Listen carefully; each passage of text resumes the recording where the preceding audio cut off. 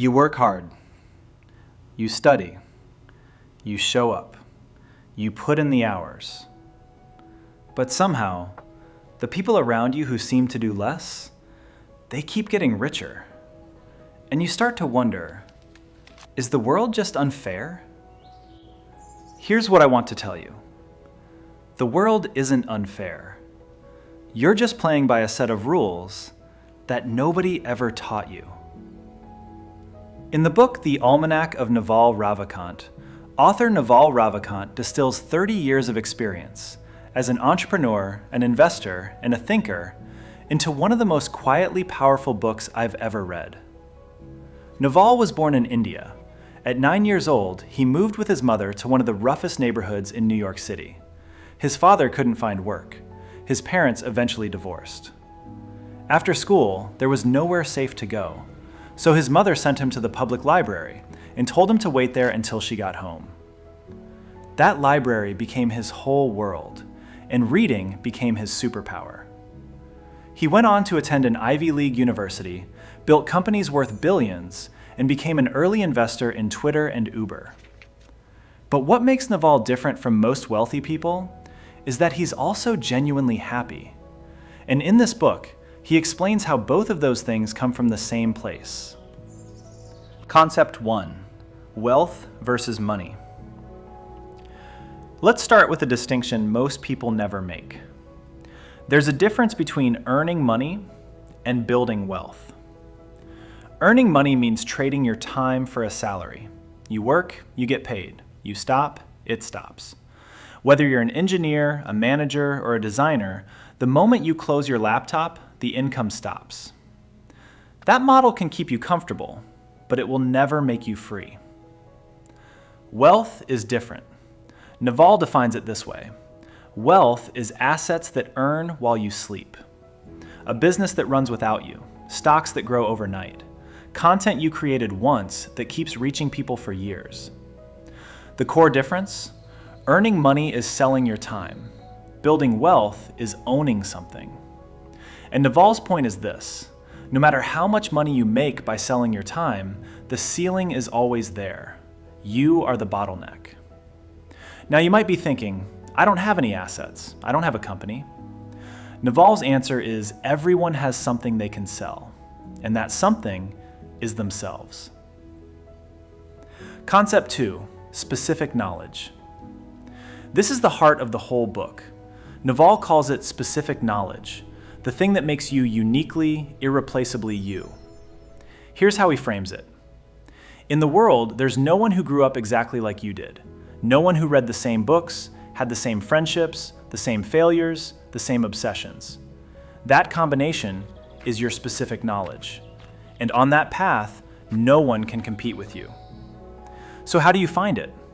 Ask yourself 3 questions. What feels like play to you, but looks like work to everyone else? What topic makes you lose track of time?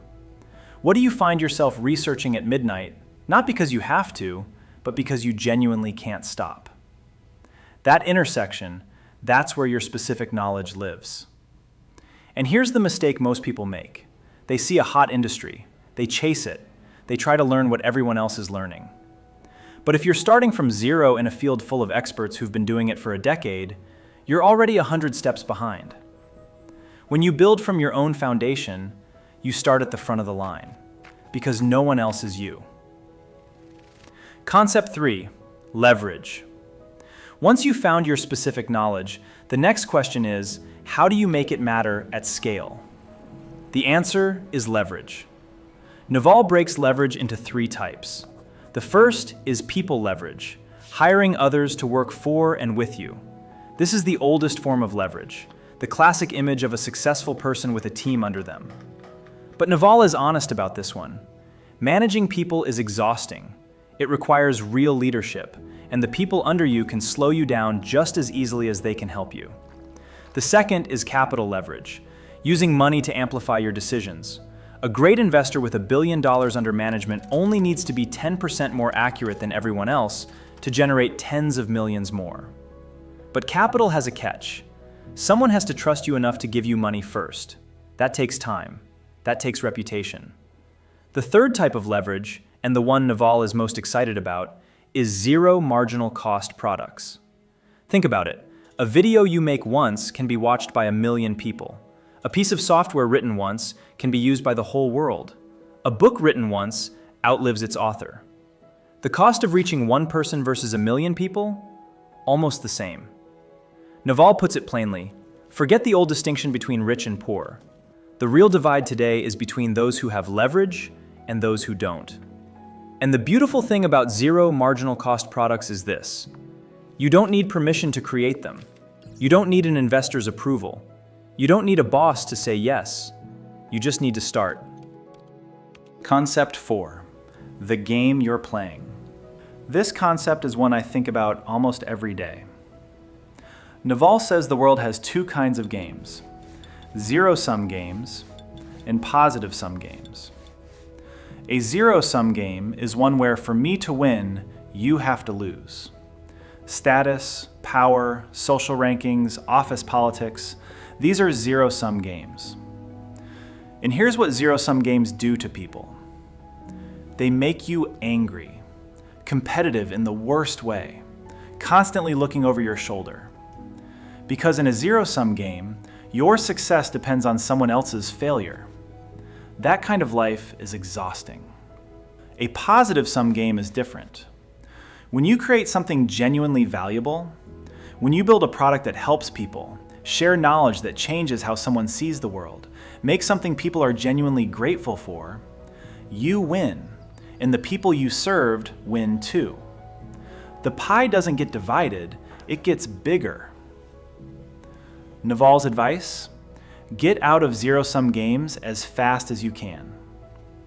Notice the wealthiest people you actually respect. They tend to be quiet, understated. They don't need to prove anything to anyone because they're not in that game anymore. Concept 5. The 4 kinds of luck. You've probably heard successful people say, "I just got lucky." They're not lying, but the luck they're describing is not the luck you're thinking of. Naval breaks luck into 4 types.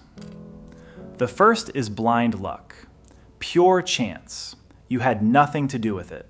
A coin flip, being in the right place at the right time. This is what most people picture when they hear the word luck. The second is hustle luck. You work so hard, move so fast, take so many shots that eventually something lands. Motion creates collisions. Collisions create opportunities. The third is preparation luck. You go deep in a field. You develop rare expertise. And suddenly, you start seeing things other people miss. The good investor spots the right startup before anyone else. The experienced doctor catches what others overlook. This kind of luck looks like magic from the outside, but it's really just pattern recognition built over years. The 4th kind of luck, and this is the one Naval cares most about, is luck from your unique character. When you build a reputation, when you develop skills that no one else has, when the world starts to understand what you stand for, luck stops being random.